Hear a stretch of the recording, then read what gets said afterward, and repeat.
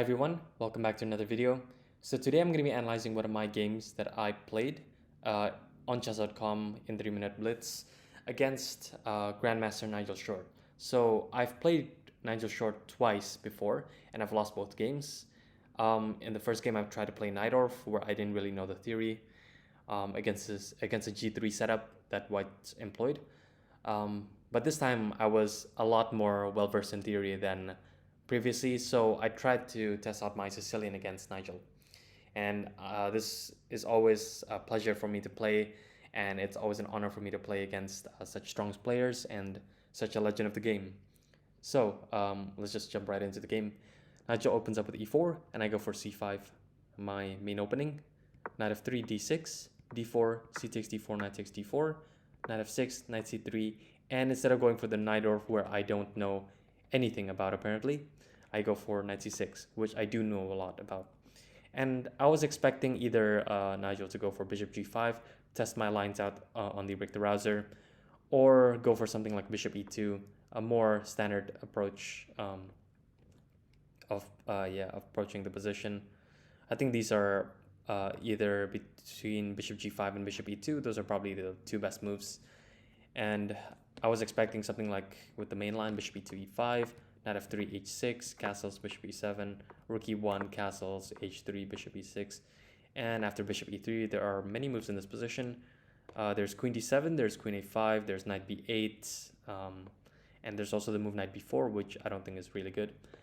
And I would have played something like queen d7, and I think there are many ideas here with bringing the bishop to d8 and stuff. Yermolinsky and I think Brian Smith, American GMs, both discuss this in their literature. But in this game, Nigel just has to go for f3, which I don't think is quite one of the best options against the classical, because after e5, knight b3, bishop e7, bishop e3. There is the move bishop e6 here, which was recommended by Sam Shankland in his course. And after knight d5, there's a lot of theory that can happen after knight b4, c4, a5 to prepare knight a6 and also prevent prepare the move a4. So after a3, knight a6, eventually black will get him b6 and knight c5, and the position will be quite solid. It should be about equal. But I tried to go for my specialty, which is the move castling here.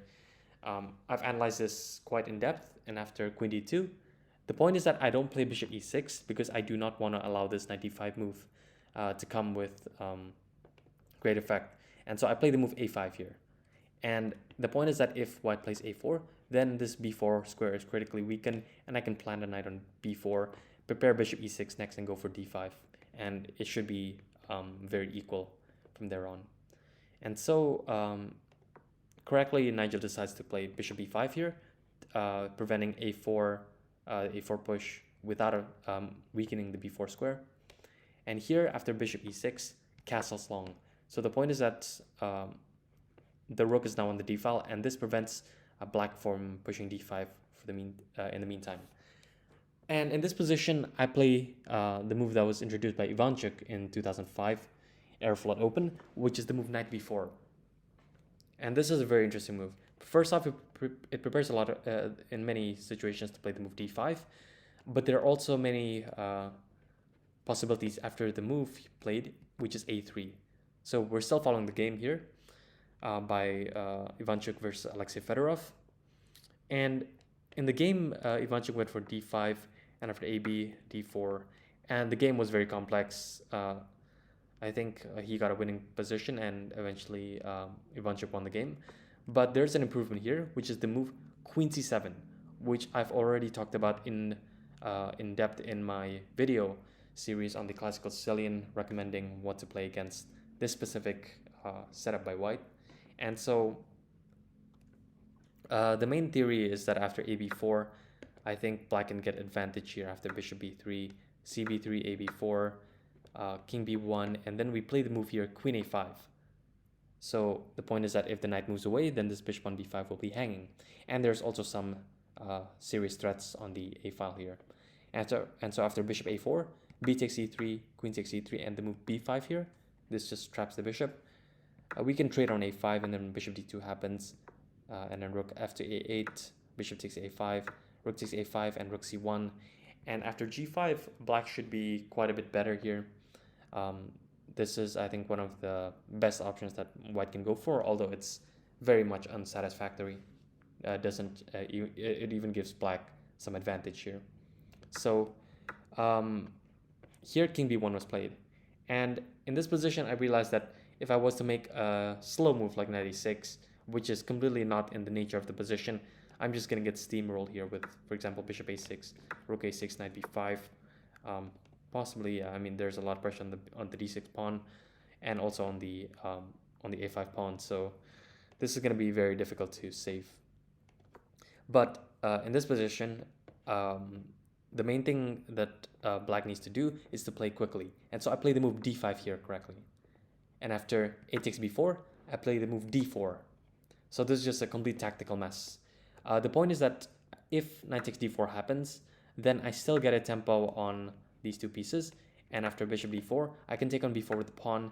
And with the possibility of queen a5, yeah, black is just completely winning here. And so correctly, Nigel decides to play b takes a5 to get rid of that possibility of the pawn landing on b4. And after bishop takes b3, c takes b3, I play queen takes a5. So my understanding of the other line where I play queen a5, for example, in this position, translated to me finding this move in this position. So it shows that with good preparation and good understanding of the position, you can use many ideas that you learned to navigate through the complications here. And this is the best option for black. And after bishop takes d4, e takes d4, and queen takes d4, I play the move here, bishop b4. So I'm just threatening to take on c3 and take on b5 here. And so after bishop a4, which I think is it's quite thematic in this line, but black gets complete equality here after bishop takes c3, queen takes c3, and b5. And so after queen takes a5 and rook takes a5, if white does not do anything, I'm just going to take on a4 here and just be up a piece. And so e5 happens. And suddenly, if I move the knight away, for example, knight h5, then I realize that rook d5 can happen. And after I need to defend this pawn on b5, then white is possibly just going to double up here and have the initiative here on the d file. And my rook on a5 is quite trapped, so I did not go for this. I need to go head first into the complications. So I play b takes a4, and after e takes f6, a takes b3, I realize that my position is actually quite good. I mean, first off, I'm threatening something like, if rook d3 happens, I'm just going to win with rook f to a8, threatening checkmate, and this one just wins the whole rook in the corner. And so here, rook h to e1 was played by Nigel, and I played rook f to a8, just threatening checkmate on the spot. And I realized that after king c1 and rook c5, I have an immediate draw here if white plays king b1, and I think I would have gone for it, considering that if I take on f6, let's just say if I take on f6, rook d3 happens, or possibly rook e3 is better. I mean, my double pawns here aren't exactly great, and I think I'm just going to lose the b3 pawn. So I would have definitely gone for the draw here if king b1 happens. But that did not happen, and rather Nigel went for king d2, which is just a bad move actually, because after rook c2, king e3, and rook takes b2, this pawn suddenly becomes very dangerous, and I'm not in any rush to take on f6.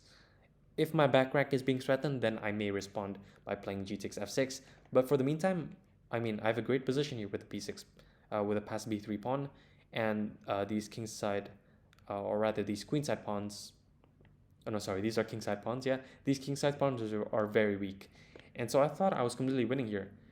After a g4, g takes f6, so I realized that this pawn can be taken at any time, like white has to spend another move to defend it, or move it out of danger, so I just take an f6 calmly. And after rook b1, I play a slight inaccuracy here, which is rook a to a2. Better was just taking on h2, I think, and taking on b3 just loses because of rook e8, winning the rook. And so, yeah, here just I didn't see that maneuver, but rook takes h2 would have been completely winning here quite easily. But rather, I played rook a to a2, and after rook takes b2, rook takes b2, and h4, I play rook h2. Rook b1 happens, then I play b2. So I think my technique here so far is was quite good, just defending this pawn. And if white wants to do anything and release this rook from its duty to pressure the b2 pawn, then the king would have to participate, and the king has a role here to defend some of the kingside pawns. So I thought this was like a very nice move, b2. And for king d3, king g7, just improving, king c3, I play rook f2 here. So this is gonna end up really bad for white. Rook takes b2, rook takes f3, king d4, rook g3, just winning another pawn here. And after some moves, suddenly I'm completely like winning here. 3 pawns up against Grandmaster Nigel Short. Like, this is unreal. Like, I was completely like, the adrenaline was running through my veins. I did have like 30 seconds in this position against 1 minute and 20 seconds. So I tried to play fast here and keep up the pace. So rook d2, king g6, rook d8, rook g5. I admit the technique wasn't very clean, but eventually I still maintained the 3 pawns up in this position. Rook d2, king g6, rook h2, rook g4, king f3, f5. And eventually, okay, we can just skip through many of these moves. I was just not trying not to flag here. But I think I repeated the position too many times because after 70 moves, like in this position, with a lot of this shuffling with king h7 and king g7, rook a4, rook b1, king g6, b8. Okay, and this one, yeah, I think I'm completely winning still here, but I made my life a lot harder because my rook needs to keep defending the h3 pawn, and my king needs to defend the f5 pawn. So amidst of all of these complications, I couldn't find the best way to convert, and after several moves here, I accidentally repeated, and the server considered this as threefold repetition and claimed the draw. So it was nonetheless a great result for me because I managed to draw a 2860 player. I managed to draw Nigel Short, of all people. But still, I was a bit disappointed that I couldn't win this game. I mean, given that this was an increment game, I could have definitely converted this, but I couldn't be bitter. I couldn't exactly be bitter after this game because I did still gain 6 rating points, so I was quite happy about that. And so that just concludes this video. Thank you so much for watching. I hope you enjoyed it. Feel free to check out my other videos on the Classical Sicilian, my other game analysis videos. I did mention this line in my recommendation video on the Classical Sicilian from the black side. So if you want to watch that, then you can check the video in the link in the description. So that's going to be it for me. Thank you so much for watching, and I'll see you next time. Stay safe and have fun playing chess, everyone. Bye-bye.